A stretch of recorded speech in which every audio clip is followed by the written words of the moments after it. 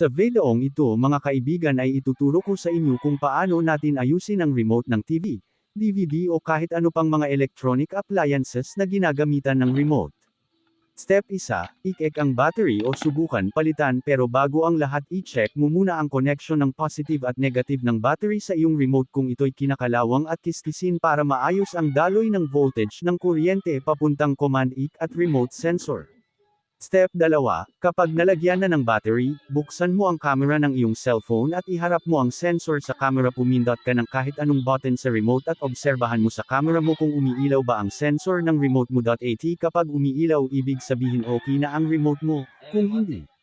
Step 3, buksan ang remote at kumuha ng bulak o kahit anong tela basta cotton, base ng lacquer thinner o alcohol ang bulak at daandang ipahid sa board ng remote para matanggal ang nakadikit na dumi pero ingatan mong huwag makaskas ang carbon sa mga pindutan. Step 4, patuyuan ang board ng remote at ibalik sa dating pagkakaayos at subukan muli iharap sa camera ng iyong cellphone ang sensor ng remote, at obserbahan muli kung ito ba ay umiilaw na. Maraming salamat po sa panunood.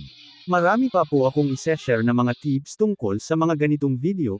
Pa-subscribe naman po para ma-update po kayo. God bless sa lahat.